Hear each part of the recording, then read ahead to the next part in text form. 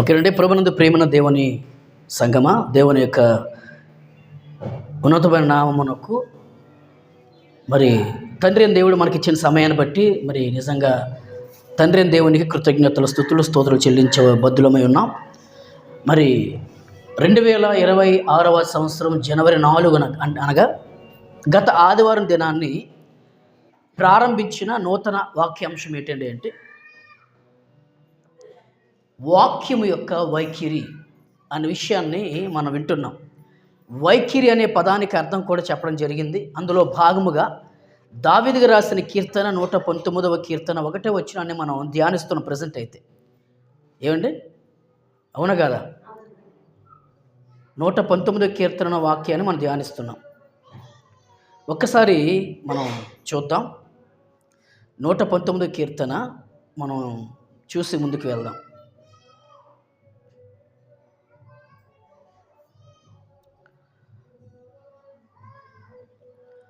యెహోవా ధర్మశాస్త్రం అనుసరించి నిర్దోషముగా నడుచుకున్నవారు ధన్యులు అని ఆ వచనాన్ని గత ఆదివారం విన్నాం. మళ్ళీ మొన్న శుక్రవారం దినాన్ని కూడా మనం విన్నాం. మరలా ఈరోజు కూడా వినబోతున్నాం. ఏమంటే ఈ వాక్యం చాలా చాలా చాలా ఈ వాక్యం యొక్క వైఖరి లేదా ఈ వాక్యం యొక్క ఈ యొక్క పద్ధతి, ఈ వాక్యానికి ఒక పద్ధతి ఉంది. లేదా ఈ వాక్యము మనకొక విధానాన్ని, ఒక రీతిని లేదా ఒక తీరుని నేర్పిస్తుంది. ఏంటా తీరు లేదా ఏంటా పద్ధతి అంటే, మీరు యేసు ప్రభు దగ్గరికి రాకముందు జాగ్రత్త రండి. ప్రభు అయిన క్రీస్తు దగ్గరికి రాకముందు, బాప్తిజమము పొందుకోకముందు, రక్షణ పొందుకోకముందు సంఘములో ఒక విశ్వాసిగా క్రైస్తవుడిగా నమోదు చేయబడక మునుపు మీరందరూ కూడా లేదా మనమందరము కూడా ఎవరిని అనుసరించి ఈ భూమి మీద మనం కొన్ని సంవత్సరాలు మనం జీవించాము అంటే ఏమంటే మనుష్యులు కల్పించు పద్ధతులే మనం ఏమంటే ఆచార సాంప్రదాయాలుగా మనం పాటించాం, అనుసరించాం, గైకొన్నాం. తర్వాత తెలిసింది, అయ్యో ఇవన్నీ కూడా ఉట్టు భ్రమలే. అవునా? ఒక భ్రమపరచు ఆత్మ సమాజంలో సంచరిస్తుంది. ఒక భ్రమపరచు ఆత్మ దేవుని పిల్లలను వారి మనోనేత్రాలని కప్పి లేదా వాళ్ళ మనోనేత్రాలకి గుడ్డితనాన్ని కలిగించి ఏమంటే తండ్రి అయిన దేవునికి, పరలోకానికి, శక్తి కలిగిన వాక్యానికి, క్రీస్తు సంఘ సహవాసానికి, అపోస్తలుల బోధకు దూరం చేస్తుందనే విషయం తర్వాత క్రమేపీ మనం అందరూ కూడా తెలుసుకోవడం జరిగింది. అవునా కాదు? కనుక మరొకప్పుడు వాటిని అనుసరించాం, లోకాన్ని అనుసరించాం, లోకాశలను అనుసరించాం. లోకములో ఏమండి మన తాత ముత్తాతలు మన ముందు పెట్టిన ఆచార సాంప్రదాయాల్ని అనుసరించాం, పాటించాం, గైకున్నాం, వాటిలోనే మనం నడిచాం. కానీ పరిశుద్ధ గ్రంథం మనకేం చెప్తుంది అంటే, మీరు యెహోవా ధర్మశాస్త్రము అనుసరించండి. ముందు ధర్మశాస్త్రములో దేవుని యొక్క విధులు ఉన్నాయి, ధర్మశాస్త్రములో దేవుని యొక్క కట్టడలు ఉన్నాయి. ఆ ధర్మశాస్త్రపు పుస్తకములో ఏమంటే ఇశ్రాయేలుకి ఇవ్వబడిన బైబుల్, ఎలాగంటే మీకు అర్థమవుతుంది. ఇశ్రాయేలీల ప్రజలకి ఇచ్చిన బైబుల్ ఒక చట్టం, ఏమంటే ఒక గ్రంథం, ఒక పుస్తకం. ఆ గ్రంథం ఏం చెప్తుంది? కొన్ని ఆజ్ఞలు ఉన్నాయి, కొన్ని కట్టుబాటులు ఉన్నాయి, కొన్ని షరతులు ఉన్నాయి, కొన్ని పద్ధతులు ఉన్నాయి. వాటినే మీరు అనుసరించండి ఏమండి అని బైబిల్ చెప్పింది. కాస్త మనం రోమియోలు రాసిన పత్రిక కూడా మనం వెళ్ళడం జరిగింది. ఏమండి ఒకవైపు దేవుడు ధర్మశాస్త్రాన్ని మీరు అనుసరించండి అని బైబిల్ చెప్పింది. ఒక పక్క రోమా పట్టణ ప్రాంతములో ఉన్న దేవుని సంఘానికి సాక్షాత్తు పౌలు ద్వారా దేవుడు ఏం చెప్పాడంటే, మీరు సంఘముగా ఉన్న మీరు ఈ లోక మర్యాదను అనుసరింపక అనుంది. అంటే ఒకప్పుడు మనం అనుసరించాం, మనందరూ ఒప్పుకుందాం. కానీ ఇప్పుడు క్రమేపీ వాటిని వదులుకున్నాం, వాటిని విడిచిపెట్టాము.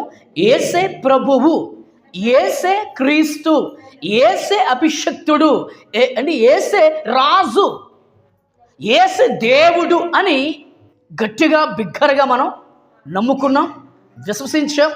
దేవుని కుమారుడిగా ఆయనను స్వీకరించాం, దైవముగా ఆయనను మనం అంగీకరించాం. దేవత్వములో దేవత్వములో కూడా ఈయన దేవుడు అని మనం అందరం కూడా మనస్సారా ఒప్పుకున్నాం. అలా ఒప్పుకున్నాము కనుకనే నీటిలోనికి మునిగి పాపక్షమాపణ కొరకు బాప్తిజమము తీసుకున్నాం. అయితే బాప్తిజం తీసుకున్న తర్వాత ఇప్పుడు ఎవరికి దూరం అయిపోయి గట్టి చెప్పండి?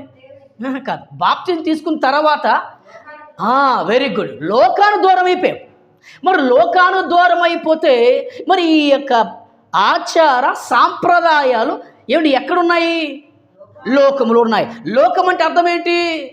గురజాడ అప్పారావు చెప్పాడు, కవి, మన విజయనగరంలో ఉన్నారు ఆయన ఒకప్పుడు. గురజాడ అప్పారావు ఏం చెప్పాడంటే లోకం అంటే మట్టి కాదోయ్, లోకం అంటే చెప్పండి మనుష్యులు అని చెప్పాడు. ఇప్పుడు యోహాను సువార్త 3వ అధ్యాయం 16 ప్రకారము అక్కడ యోహాను గారు చెప్తున్నారు, దేవుడు లోకముని ఎంతో ప్రేమించును అన్నాడు.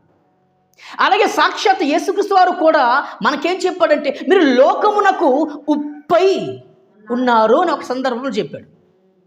అదే యేసుక్రీస్తు మీరు లోకమునకు వెలుగై ఉన్నారని ఒక సందర్భంలో చెప్పారు.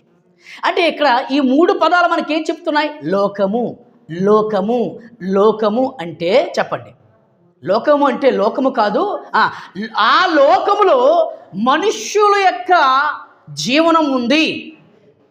మనుషులు జీవించే లోకమే లోకం. అంటే ఆ లోకములో మనుషులు జీవిస్తున్నారు అని అర్థమవుతుంది మనకి. కనుక ఇంతకుముందు వాటిని అనుసరించాము, ఇప్పుడు వాటిని కంపల్సరిగా వదలవలసిన బాధ్యత, వదలవలసిన పని మన మీద ఉంది.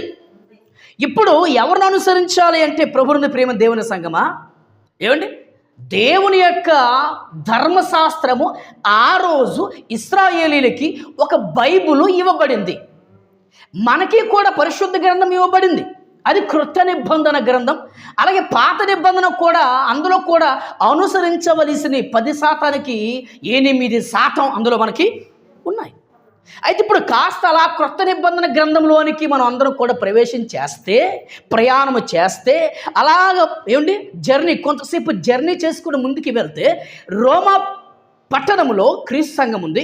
ఆ సంఘానికి పౌలు చెప్పాడు, సంఘముగున్న మీరు ఈ లోక మర్యాదను అనుసరించొద్దు అని అడిగితే, దావీదు గారి చేత దేవుడు ఏం చెప్పించాడండి? ఇశ్రాయేలులారా, చెప్పండి, అవునా? ఇశ్రాయేలీయులారా మీరు ధర్మశాస్త్రము అనుసరించండి అని చెప్పాడు.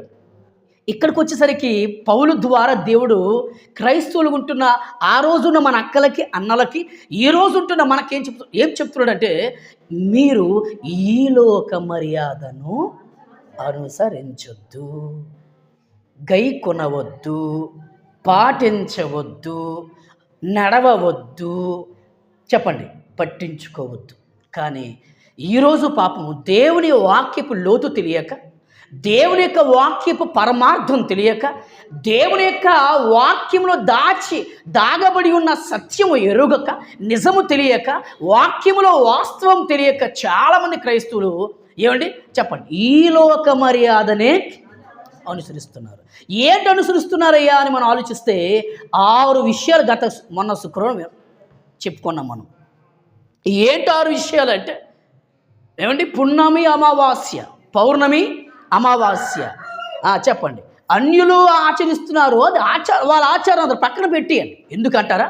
వారికి ఇంకా మారు మనస్సులు పొందలేదు, చెప్పండి, బాప్తిజము తీసుకోలేదు, రక్షణ కూడా వాళ్ళకి లేదు, మనలాగా సంఘములో ఒక సభ్యత్వము లేదు, క్రైస్తవులుగా నామకరణము లేదు. వాళ్ళు ఏం చేసినా మనకు అనవసరం. కానీ మనలాగా వారు కూడా చెప్పండి, మనలాగే వాళ్ళు కూడా క్రైస్తవులుగా మార్పు చెందాలనే ఒక ఆశ, ఒక తపన మనకు కూడా ఉంది. రైట్. అయితే ఈ లోక మర్యాద అంటే ఆ లోకంలో ఏంటి వాళ్ళకున్న మర్యాద ఏంటి? ఏ మర్యాదను పాటిస్తున్నారు మనం ఆలోచిస్తే పౌర్ణమి అమావాస్య అది ఒక ఆచారంగా పాటిస్తూ ఉన్నారు. వాళ్ళు పాటించారంటే సరే, కానీ క్రైస్తవులు ఉన్నవారు కూడా పాటిస్తున్నారు. చెప్పండి, తప్పే కదా? తప్పు. రెండోది ముహూర్తాలు చూడడం. ఈ లోక మర్యాద అది, ఈ లోక ఆచారం అది, ఈ లోక సాంప్రదాయం అది. ఏమిటి ముహూర్తాలు? 10% 10% చెప్పండి ఇప్పటికి ముహూర్తాలే. అందులో ఒక స్పెసిఫిక్గా ఒక స్పెషల్గా క్రైస్తవులు కూడా లేకపోలేదు. ఎన్నో సంవత్సరాలు బట్టి ఆరాధనకి వెళ్తున్నారు, మళ్ళీ ఎన్నో సంవత్సరాలు బట్టి గుడులకి వెళ్తున్నారు, మళ్ళీ ఎన్నో సంవత్సరాలు బట్టి ఉదయాన్నే లేచిపోయి 4 గంటలు లేచిపోయి ప్రార్థనలు చేసేస్తారు. ఏమండి? కన్నీటి ప్రార్థనలు చేసేస్తున్నారు. అవునా? ఎందుకు? ఈ ముహూర్తాల కోసం. మళ్ళీ నిజమే. రండి చూపిస్తాను, రండి. సిగ్గులేదు? మనకు ఒక తండ్రి అయిన దేవుడు మనకి ఒక ఆదర్శవంతమైన, ఒక మార్గదర్శకుడైన, ఒక ప్రబోధకుడైన, ఒక పాస్టర్ గారిని, ఒక సేవకుడిని మన ముందు దేవుడు పెట్టాడు. అప్పుడు ఏం చేయాలి క్రైస్తవులు? అయ్యా ఇదిగో నా కుమారుడికి పలానా అప్పుడు పెళ్లి సంబంధం కుదిరినప్పుడు మీరే ఆ పెళ్ళి పెద్దగా ఉన్నారు కనుక మీరే చెయ్యాలి అంటే పెళ్ళి ఏ రోజో డేట్ తారీఖు మీరే చెప్పండి. అది మంచి క్రైస్తవులు అయితే, నాణ్యత కలిగిన క్రైస్తవులు అయితే, విశ్వాసం కలిగిన క్రైస్తవులు అయితే, ఏమండి దేవుడంటే భయభక్తి కలిగిన క్రైస్తవులు అయితే చెప్పండి, నిటారుగా వెళ్ళి, నిదానంగా వెళ్ళి, సేవకుడి దగ్గరికి వెళ్ళి, సేవకుడైన మన ఇంటికి తీసుకొచ్చి కొంతసేపు చర్చించుకొని, కొంతసేపు మాట్లాడుకొని, అయ్యా ఇదిగో ఏదైనా సరే మిమ్మల్ని బట్టి ఇప్పుడు మీరున్నారు కనుక, మధ్యవర్తిగా మీరున్నారు కనుక, దేవుడికి మాకు మీరే మధ్యవర్తి కనుక, మార్గదర్శకులుగా ఉన్నారు కనుక, ఒక ఆదర్శవంతమైన సేవకులుగా ఉన్నారు కనుక మీరే మాకు అన్నీ చేయాలి. దేవుడు వచ్చి చేయడం అవదు, మీ రూపంలోనే మాకు దేవుడు వచ్చి సహాయం చేస్తాడు కనుక మీరు ఒక డేట్ అనేది మీరు ఫిక్స్ చేయండి, మీ ఇష్టమే.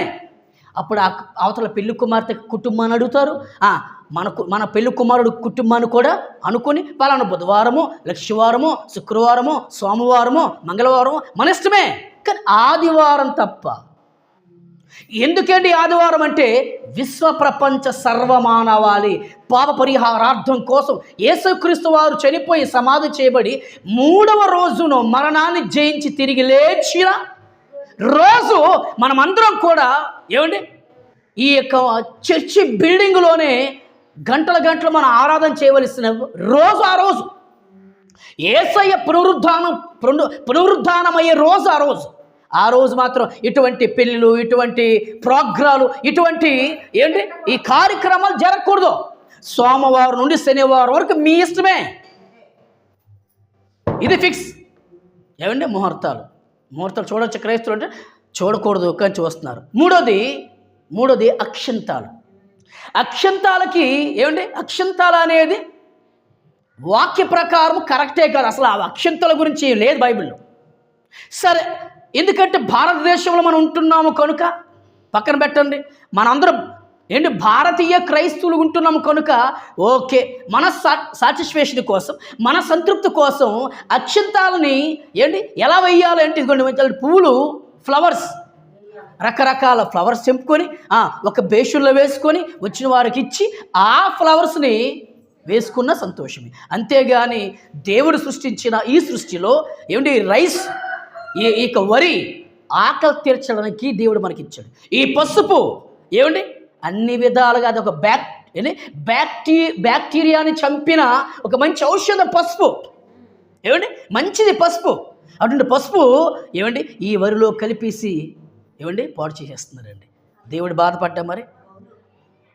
ఈ లోక మర్యాద మనం చెప్పండి అనుసరించకూడదు. 4వది, ఎవరైనా చనిపోతే కుటుంబంలో ఉన్న పురుషులుగా ఉంటున్నవారు, కొడుకే కావచ్చు, అల్లుడే కావచ్చు, తమ్ముడే కావచ్చు, అన్నయ్యే కావచ్చు, చిన్ననే కావచ్చు, పెదనాన్నే కావచ్చు, మేనమామలే కావచ్చు, చెప్పండి తాతలే కావచ్చు, ఎవరైనా సరే వారు తల వెంట్రుకలు తీసుకుంటారు. అది వాళ్ళ ఆచారం, మనకు అనవసరం. కానీ అది బైబిల్ భాషలో ఈ లోక మర్యాద, అది క్రైస్తవుడు పాటించకూడదు. 4 5వది అంటే భర్త చనిపోయిన విధవరాలు మనకి ఎదురొస్తే ఆమె దగ్గరికి వెళ్ళి పరామర్శించి బాగున్నావా అని అడిగి చెప్పండి ఏమైనా ఉన్నాయా, లేదా తినడానికి ఏది ఉన్నాయా, ఏంటి ఏమైనా పర్లేదా, హ్యాపీగా ఉన్నావా లేదా అని అడిగి ఏమండి మనం ఆ దగ్గరికి మాట్లాడాలి తప్ప ఏమిటి మన ఇష్టానుసారంగా మనం ఆ భర్త చనిపోయిన విధవరాలు కాబడితే ఏమిటి చాలామంది ఇంట్లోకి వెళ్ళిపోతారు. సెంటిమెంట్ వాళ్ళకి అండ్ మూఢనమ్మకాలు వాళ్ళకి. ఆ మూఢనమ్మకాలు ఈ లోక మర్యాద కింద వస్తుంది. అయితే ఇప్పుడు క్రైస్తవులు ఉన్నవారు ఈ లోక మర్యాదను చెప్పండి అనుసరించకూడదు. ఇది కన్ఫర్మ్. ఇది 4. ఐదోది ఏంటండి అంటే ఐదోది ఏంటండి అంటే జాతకాలు ఇప్పటికీ కూడా స్టిల్ క్రైస్తవులు కూడా తెలుసో తెలియకో జ్యోతిష్యం చెప్పేవారిని వాళ్ళ దగ్గరికి వెళ్తారు. లేదా జ్యోతిష్యం చెప్పేవారు దారంటే వెళ్తే అయ్యా రండి మా జాతకం ఎలాగుంది, మా భవిష్యత్తు ఎలాగుంది, మా బ్రతుకు ఎలా ఉంది. మళ్ళీ మొన్న చెప్పాను భవిష్యత్తును చెప్పిన వాడు దేవుడు ఒక్కడి తప్ప ఏ మనిషికి భవిష్యత్తు చెప్పే జ్ఞానం అయితే దేవుడు ఇవ్వలేదు. ఒకవేళ భవిష్యత్తు చెప్పే జ్ఞానం దేవుడు మనిషికే ఇస్తే మనిషే నేనే దేవుని అంటాడు. కనుక ఇదంతా ఏంటండి అంటే ఇది 5వది. 6వది క్షమించండి 6వది ఈ లోక మర్యాద చెప్పండి మనం అనుసరించవద్దు వద్దండి. 7వది ఏంటండి అంటే పిల్లి ఎదురు వస్తే చాలా అరిష్టం అట. ఏ పిల్లి? తెల్ల పిల్ల కాదు, గోధుమ కలర్ పిల్ల కాదు, సిమెంట్ రంగు పిల్ల కాదు. ఏ పిల్ల అంటే కర్రి పిల్లి. నల్ల పిల్లి ఎదురు వస్తేనే వాళ్ళకి అరిష్టమట. చిచి ఈరోజు శకునం ఏమీ బాగోలేదు, ఈరోజు ముహూర్తం ఏమీ బాగోలేదు, ఈరోజు అసలు ఈ రోజే బాగోలేదు. ఇది వాళ్ళ ఆచారం, అది మనకు అనవసరం. కానీ ఇది ఈ లోక మర్యాద మనకి అనవసరం. వాళ్ళకి అవసరమేమో అన్యులకి, కానీ మనకి అనవసరం. చెప్పండి అది ఈ లోక మర్యాద 7వది. అది మనం అనుసరించుకోవాలి. ఏమండి అర్థమవుతున్నాయా? 8వది ఏంటండి అంటే చెప్పండి, అందుకే బోర్డు మందికి తెలియాలి కదా వాళ్ళకి. 8వది ఏంటండి అంటే ఎవరికి అన్యులు చెప్పొద్దు, క్రైస్తవులకే. ఏమండి 8వది ఏంటండి అంటే ఎవరికైనా బాగోలేదు అనుకున్నాం, ఎవరికైనా బాగోలేకపోయినా లేదంటే ప్రయాణం వెళ్ళి ఇంటికి వచ్చినా ఏం చేస్తారో తెలుసా? బయటనే నిలబెట్టి చెప్పండి ఏంటిది దిష్టి.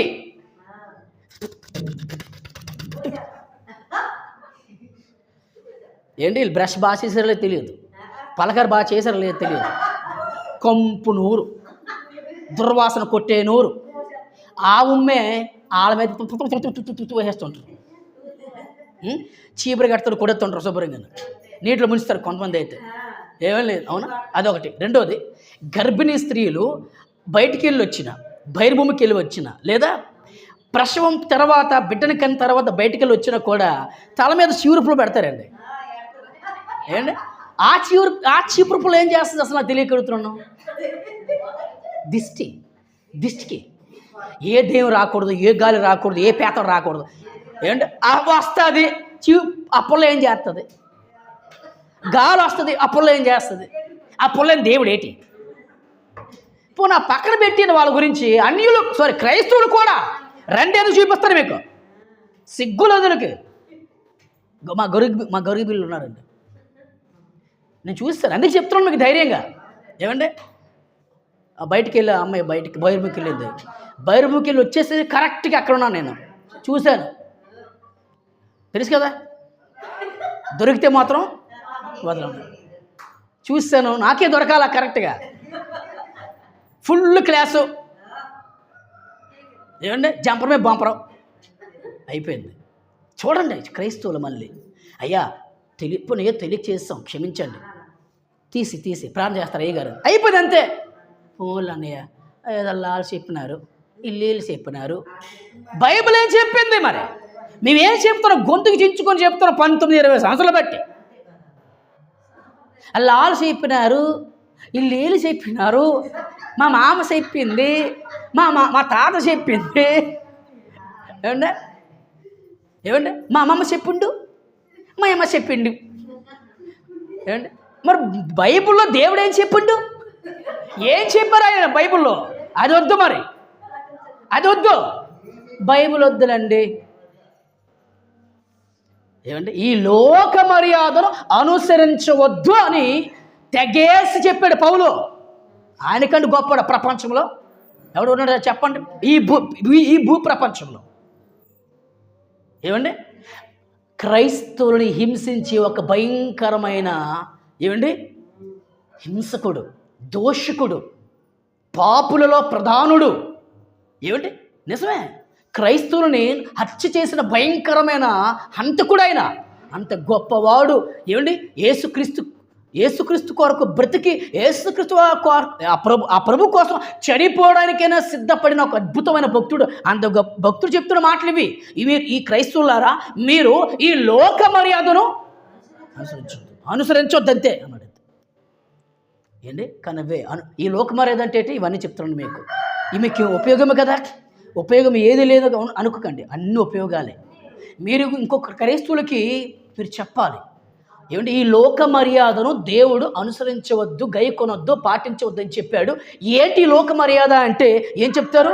పౌర్ణమి, అమావాస్య, ఏమండి 2 ముహూర్తాలు, ఏమండి 3 అక్షింతాలు, ఏమండి నాలుగోది విధవరాలు ఎదురొస్తే మళ్ళీ ఇంట్లోకి వచ్చేయడం. ఏమండి 5 నల్ల పిల్లి ఎదురొస్తే ఇంట్లోకి వెళ్ళిపోవడం. అవునా?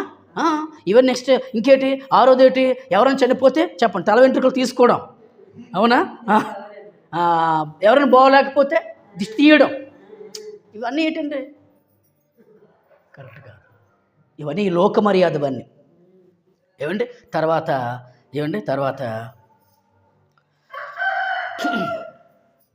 ఎవరైనా చనిపోయారు అనుకోండి, చనిపోయిన రోజు ఏం చేస్తారా?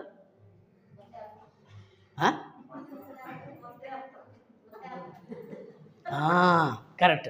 అంటే ఎప్పుడు శవాన్ని తీసుకువెళ్ళి సమాధి చేసిన తర్వాత మళ్ళీ సమాధి చేసిన వారు మొత్తం ఆ కుటుంబ సభ్యులు లేదా బయట అందరూ ఇంటికి వచ్చిన తర్వాత వండి పట్టుకెళ్తారు.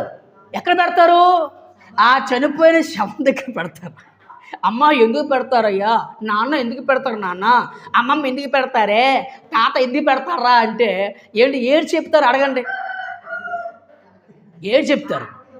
సరేనండి సరే పూర్వం ఆలన్నట్టుగా ఆకలితో ఉంటారు. వినండి, పూర్ణ ఓకే ఆలన్నమాట, ఆకలితో ఉంటారు. ఓకే, ఆకలితో ఉన్నది దేహమా ఆత్మ? ఆత్మ ఉంటే కదా కడుపుకి ఈ దేహానికి ఆకలి. మరి ఆ దేహాన్ని విడిచి దేహాన్ని వదిలి ఆత్మ ఎప్పుడో వెళ్ళిపోయిన తర్వాత మళ్ళీ ఆ మట్టి దేహం భౌతికాయంగా మారిపోయింది, శవముగా మారిపోయింది, నిర్జీవంగా మారిపోయింది, కదలలేని బొమ్మగా మారిపోయింది, స్పర్శ లేని బొమ్మగా మారిపోయింది. కళ్ళున్నాయి చూడలేవు, చెవులున్నాయి వినలేవు, నోరు మాట్లాడలేవు, ముక్కుంది వాసన పీల్చలేవు, దానికి ముద్దేటి? అప్పుడు మీరు గమనించండి, ఆ ముద్ద ఎవరు తింటారో తెలుసా? అక్కడికి వచ్చిన కుక్కలో, అక్కడికి వచ్చిన నక్కలో, లేదంటే కాకులో తింటాయి. దెయ్యం కూడా కాదు. దెయ్యాలు తింటుంది బుర్రలేదు నీకు. గాలాలు తింటే దెయ్యం ఆత్మ అండి. సాతాను కూడా ఆత్మ. వారి దగ్గర ఉన్న కొన్ని దుష్టశక్తులన్నీ కూడా ఆత్మే. దేవుడు కూడా ఆత్మే. మళ్ళీ ఆత్మకున్నవి ఎలా ముడతాయి వీటిని చెప్పండి? ముట్టాలి అంటే మనలాంటి దేహం ఉండాలి. ఉదాహరణకండి ఇదిగోండి, ఇది అన్నం ముద్ద అండి. పని ఓకే మీరు అనుకున్నట్టుగా అన్నం ముద్ర ముట్టాలంటే ఇదిగోండి ఇలా లెగుస్తుంది. ఆత్మకి ఏం తగులుతుంది? ఇది సెన్స్ లేదు ప్రజలకి. ఏమండి మరి ఈ లోక మర్యాద కాదు అది. ఏమండి చూడిదో ఒకటి కరెక్ట్ అంటారా తప్పు అంటారా? కరెక్టే. ఇవన్నీ నిజంగా నేను ప్రార్థన పూర్వకంగా నేను డ్యూటీలో వచ్చి కూర్చున్నప్పుడు అలా ఉదయాన్నే ఒకటి రాసుకున్నాను నేను. ఏమంటే తర్వాత ఏం తెలుసా? తర్వాత అదే చనిపోయిన తర్వాతే ముద్ద పట్టుకెళ్తారు కదా, అది కరెక్ట్ కాదు. అది కూడా క్రైస్తవులైన వారు కూడా చేస్తున్నారు. ఇప్పుడు ఎందుకమ్మా చేస్తున్నారు? ఉదాహరణ, ఇప్పుడు ఆయన ప్రభువు నమ్ముకున్నాడండి. ఇప్పుడు ప్రభువునందు మృతులు ధన్యులు, ప్రభువునందు నిద్రించి మృతులు. ప్రభువునందు నిద్రించి అని చనిపోయిన అంటే ప్రభువుని నమ్ముకున్నారండి. ఆ ప్రభువునందే, ఆ ప్రభు ద్వారా, ఆ ప్రభుని బట్టే చనిపోయారు. ఇప్పుడు క్రైస్తవుడు ధన్యుడైపోయాడు. ఆ దేహాన్ని తీసుకెళ్ళి సమాధి చేస్తాము, వెరీ గుడ్. ఇప్పుడు ఆ చనిపోయిన ఆ వ్యక్తిని బట్టి ఏమండి మనం ఏం చేయాలి? ఒక సంతాప సభ, ఏమండి ఒక సంతాప సభ, జ్ఞాపకార్థ కూడిక, ఆదరణ కూడిక అనే పేరుతో కొంతమందికి మంచి ఆహారం పెట్టి ఒక మంచి సేవకులు తీసుకొచ్చి మరణం గురించి వర్తమానం చెప్పించి చేస్తే దేవునికి మహిమ దేవునికి మహిమ కదా. చచ్చిపోయిన దగ్గరికి వెళ్ళి ఒక అరుసులు, పంగడాలు, బూర్లు, గారెలు. ఆయనకి చికెన్ బిర్యానీ అంటే ఇష్టం అమ్మ. చికెన్ బిర్యానీ వండడం ఏమండి.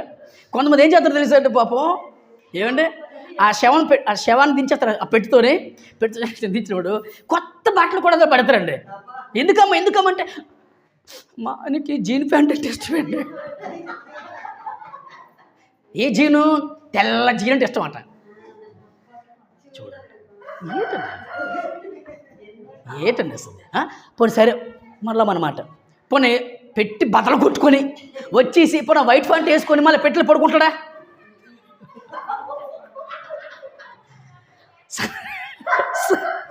సరేనండి, మన క్రైస్తవుడికి ఉన్న మూఢనమ్మకాలు ఓకే ఉంది ఒక క్షణం. పోనీ ఏదో ఆయన మీద ఉన్న ప్రేమను బట్టి మా ఆయనకి తెల్ల జీన్ అంటే గొప్ప ఇష్టం అని మంచి కొత్త జీన్ కొనేసి అందరు పడేసిందండి. వీళ్ళందరూ వెళ్ళిపోతారు పెట్టి బట్టలు కొట్టుకొని వచ్చేసి వేసేసుకొని అబ్బా ఎంత బాగుందో అని మళ్ళీ ఆ పెట్టిలో పడుకుంటాడా? అదే ప్యాంట్ తీసుకొచ్చి షర్ట్ తీసుకొచ్చి ఏమంటే ఆ భర్త పేరున పేదవాడికి ఇవ్వు, దేవుడు ఎంత పొంగిపోతాడు. ఏంటి చీరలు కూడా అలాగే.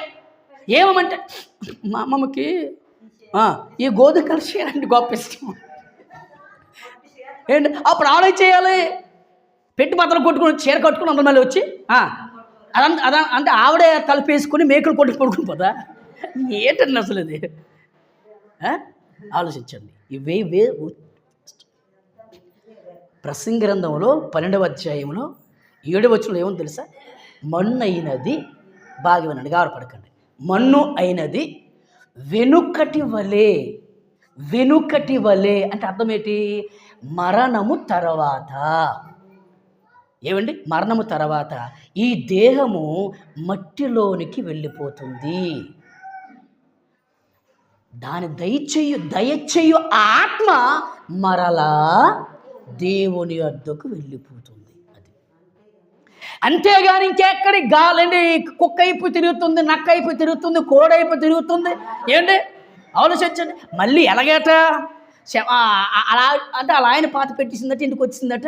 వచ్చింది ఏంటంటే అలా ఆయన వచ్చేసి అలా ఆవిడ ఇప్పుడంట. ఇది మరీ సోదు కదా. ఈ సోదు మాటలు మన దగ్గర పనికొస్తాయండి. దేవుని వాక్యం సెలవిస్తుంది, మొన్నైనది వెనుకట్టే వల్లే ఏంటి భూమికి చేరిపోతుంది మట్టి దేహం. దాని దయచేయు ఆత్మ మరలా దేవుని ఎందుకు వెళ్ళిపోతుంది. ఆ ఆత్మ కలిగిన మనిషి మంచోడైతే చెప్పండి దేవుడి దగ్గరికి వెళ్ళిపోతాడు. ఆ ఆత్మ కలిగిన మనిషి పాపిష్టోడైతే సరాసరి ఆరిన అగ్ని గుండంలోనికి వెళ్ళిపోతాడు. వెళ్ళిపోయిన తర్వాత మా మామ కావాలి, మా అమ్మను చూడాలి, మా తాత చూడాలి, నాయన పంపించమంటే మరి రాదు, అవదు. పాతాళంలో నీకు కృతజ్ఞతాస్తుతులు ఎవరు చెల్లించుదురు? ఏంటన్న మాట? పాతాళములో దేవునికి ఎలా మహిమ కలుగుతుంది? పాతాళములో అనగా నరకములో దేవుడు ఎలా మహింపరచబడతాడు, ఎలా స్తుతింపడతాడు, ఎలా ఆరాధ్యంపడతాడు? దేవుడు స్తుతించాలి అన్నా, దేవుడు మహింపరచబడాలి అన్నా, దేవుడు ఆరాధ్యంపడాలి అన్నా, మన చేత దేవుడు సంతోషింపబడాలి అన్నా చెప్పండి ఎక్కడ? భూమి మీద మట్టి దేహంలో ఆయన ఉన్న ఆత్మ ఉన్నంత కాలం వరకే. ఏమంటే ఈ క్రైస్తవులు ఎలాగ మాట్లాడతారండి. ఈరోజు కూడా అక్కడ ఊర్లో అదే చెప్తాను. ఇప్పుడు చెప్పాలి కదా, మరి చెప్పాలి. నేను చనిపోయే ముందు చెప్పాలి, లేదంటే ఏమండి నేను వెళ్ళిపోతున్న నరకానికి, మీరు వెళ్ళిపోతున్న నరకానికి. చూసారు ఎన్ని ఉన్నాయో. ఇంకోటి చూస్తారా?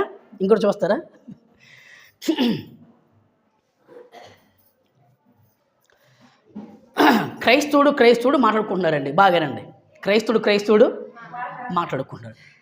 అంతవరకు కరెంట్ పోయింది, టప్పము కరెంట్ వచ్చింది. ఇదేంటండి? ఇదేంటిది?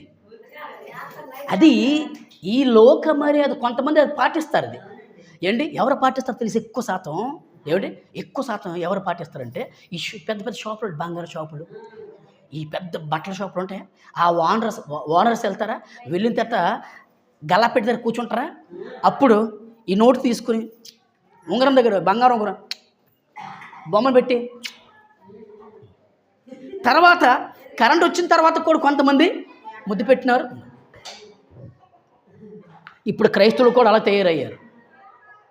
ఏమీ లేదు, చర్చిలకు వచ్చి ప్రార్థన చేస్తారా? ప్రార్థన చేసిన ఆమెన్ అన్న తర్వాత అంటారు మళ్ళీ చూపిస్తాను చూడండి సార్ మీకు. అది ఈ లోక మర్యాద వాళ్ళు పాటించుకొని మనకు అనవసరం, అది మనం అనుసరించకూడదు. ఏమండి, రెండోది, ఎవరైనా మాట్లాడుతున్న టైంలో ఏమండి ఫోన్ రింగ్ అయినా ఏదో ఎక్కడ గంట గుడి గంట మోగి కూడా జయం జయం చూసారా, మన మాట కరెక్ట్, జయం దేవుడు ఉన్నాడు, దేవుడు పలికినాడు. దేవుడు పలకడం ఏంటి? దాని టైం అది పాటించింది కరెక్ట్. ఆ టైంలో మీ ఇద్దరు మాట్లాడుకుంటున్నారు.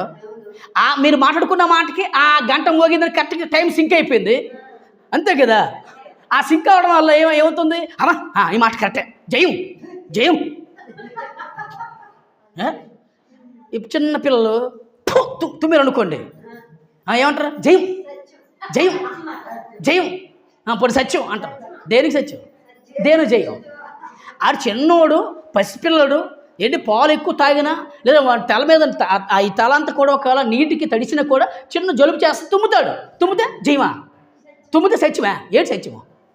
సత్యము అనగా వాక్యమే, అంతేగాని సత్యం సత్యం జయం ఇవేటివి. మీరు ఆలోచించండి, ఎన్నోనే చూసారా? ఏమండి, అవునా? చెప్పండి, అవునా? ఇదండి. కనుక చాలు, వీటినన్నిటినీ చెప్పండి మనము అనుసరించకూడదు. ఎన్ని చెప్పాను తెలుసా? చూడండి, నుంచి చూడండి. ఏ 15 చెప్పానో మీకు మళ్ళీ కావాలంటే మళ్ళీ చెప్తాను, ఇప్పుడు చెప్పిన తర్వాత మీకు చెప్తాను.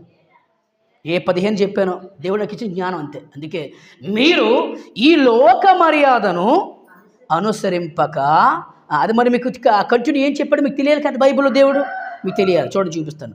రోమిలకు రాసిన పత్రిక 12వ అధ్యాయము చూడండి. రోమిలకు రాసిన పత్రిక 12వ అధ్యాయము వచనము 1. వచనము 2 క్షమించండి. మీరు ఈ లోక మర్యాదను అనుసరింపక అని అంతే. ఇప్పుడు చూడండి, ఉత్తమము అంటే అర్థం ఏంటి? మంచిది అని అర్థం. ఉత్తమమును సంపూర్ణమై ఉన్న దేవుని చిత్తమేదో పరీక్షించి తెలుసుకున్నట్లు మీ మనసు మారి నూతన మొగుట వల్ల మీరు రూపాంతరం పొందండి అన్నాడు. మనం మనసులు మార్చుకోవాలి, మనం బాగుండాలి, సరైన మార్పు కలిగి ఉండాలి, మంచి క్రైస్తవుడిగా ఉండాలి, మంచి విశ్వాసగా ఉండాలి, మంచి దేవుని బిడ్డలుగా ఉండాలి, మంచి సంఘముగా ఉండాలి. ఏమండి అని దేవుడు చెప్తుంటే నేను లైట్ వేస్తే ముద్దెడతాను, కర్రీ పిల్లి వస్తే ఎదురు లోపలికి వెళ్ళిపోతాను, విధరవాళ్ళు వస్తే ఏంటి ఆవిడ తిట్టుకుని లోపలికి వచ్చేస్తాను, ఏమండి మా పిల్లలు ఎవరో బయటికి వెళ్తే తుప్పు ఉమ్మేసి జిస్ట్ చేస్తారంటే కుదరదు. ఏమండి ఏం చెప్పాడు బైబిల్ చూడండి. ఏమండి మీరు ఈ లోక మర్యాదను అనుసరింపక ఉత్తమమును చెప్పండి అనుకూలమును సంపూర్ణమై ఉన్న దేవుని చిత్తమేంటో. ఆయనకి ఏది ఇష్టం? చిత్తం అంటే ఇష్టం. దేవుడికి ఏది ఇష్టం? ఆయన ఏం కోరుకుంటున్నాడు? అది మీరు పరీక్షించి చూసారా, మనం పరీక్షించాలా? ఆ పరీక్షించడం అనేది ఈరోజు క్రైస్తవ్యములో అరుదుగా ఉంది, అంటే చాలా తక్కువగా ఉంది. అయ్యా మీరేం కోరుకుంటున్నారు మాకు చెప్పరా? మీ చిత్తం ఏంటయ్యా? మీ ఇష్టం ఏంటి తండ్రి? మేము ఎలా ఉండాలని కోరుకుంటున్నారు? మేము మిమ్మల్ని ఎలా మహింపరచాలని కోరుకుంటున్నారు? మేము ఈ భూమి మీద ఎలా బ్రతకాలని కోరుకుంటున్నారు? ఇతరులు మేము ఎలా ప్రేమించాలో మీరు కోరుకుంటున్నారు? మాకు నీకు చెప్పండి ప్రభు అంటే ఎంతో పొంగిపోయింది దేవుడు. ఏమండి ఆలోచించండి. ఏమండి ముద్ద పట్టుకెళ్తాను, సముద్ర పెట్టులో బట్టలు వేస్తాను, ఏమండి మళ్ళీ ఎలాగట మూలకు వస్తాడు, వచ్చే సంవత్సరం మూలకు వస్తాడు. ఎవడు క్రైస్తవుడు మళ్ళీ సిగ్గులేదడికి ఏ మూల ఆ మూలకు వస్తాడు. అమ్మా భోగనం అనేసి బుర్రలేవు వీళ్ళకి అసలు. ఏమండి అది కనుక దేవుని చిత్తం ఏదో పరీక్షించి తెలుసుకున్నట్లు మీ మనస్సు మారాలంటే మారాలి. మనస్సు మారితేనే మనందరం కూడా రూపాంతరం పొందుతాం. అంటే అర్థమేంటి? ఇంకా ఈ లోక మలినము, ఈ లోక మాలిన్యము, ఈ లోకములు ఏలుబడి చేస్తున్న పాపము మనలో నివసింపదో. అది రూపాంతరం అంటే. కానీ ఇప్పుడు చెప్పండి, ఉన్నాయి, నాలో ఉన్నాయి, మీలో ఉన్నాయి. ఇంకెక్కడ మనం రూపాంతరం పొందుతాం? ఏమండి? ఇంకెక్కడ పొందుతాం ఇంకెక్కడ పొందుతాం రూపాంతరం? ఉన్నాయి, నాలో ఉన్నాయి, మీలో ఉన్నాయి. అక్కడ అందుకే మనస్సు మారి అది అంటే మనస్సు మారలేదు కనుకనే ఈ లోక మర్యాదను ఇప్పటికీ అనుసరించేవారు ఉన్నారు. అది బైబిల్. బాగుందండి. అది కనుక ఈ లోక మర్యాదను దయతో ఇక ఎన్నడూ కూడా మనం అనుసరించొద్దండి. దేవుడు బాధపడతాడు. ఏమండి? అందుకే దేవుని చిత్తం ఏదో మనందరం కూడా పరీక్షిద్దాం, తెలుసుకుందాం. ఆయనకి ఏది ఇష్టమో అదే చేద్దాం. ఆయన నామాన్ని మహింపరుచుకుందాం. ఎందుకంటే పరలోకం ఇచ్చింది నేను కాదు, పరలోకం ఇచ్చింది నాకు మీరు కాదు, పరలోకం ఇచ్చింది ఇంకెవరు కాదు. పరలోకం ఇచ్చింది చెప్పండి దేవుడు. ఈయన ఒక్కడు మాత్రం మనకు పరలోకాన్ని ఇస్తాడు. నేనే మార్గము, నేనే సత్యము, నేనే జీవము, నా ద్వారా తప్ప ఎవరి ద్వారా తండ్రి యొద్దకు చేరలేరు. ఇట్స్ ఛాలెంజ్ అన్నాడు దేవుడు. అంతకండి ఏంటండి అంత నిజంగా ప్రపంచ ప్రజలకు అంత భరోసా ఇచ్చిన భగవంతుడిన అయినా ప్రపంచ ప్రజలకి అంత ఆదరణ ఇచ్చిన ఏమండి ఆత్మీయుడు, ఆదరణకర్త, ప్రపంచ ప్రజలకి అంత ధైర్యాన్ని ఇచ్చిన ధైర్యశాలి, జయశాలి యేసుక్రీస్తు వారు. ఏంటండి ఇంకా అంత గొప్ప దేవుడు నమ్ముకుని కూడా ఇంకా మళ్ళీ ఈ పనికిమాలను ఇవన్నీ మనకు వద్దండి, వచ్చేయద్దు. మనకి ఇంతవరకు తెలియదు, దేవుడు చెప్పించాడు, నేర్పించాడు. ఇక్కడ మరి ఇంకా జోలికి మనం వెళ్ళొద్దు. ఏమండి? ఓకే, దేవుడు మిమ్మల్ని దీవించును గాక. ఆమె ప్రార్థన చేసుకుందాం.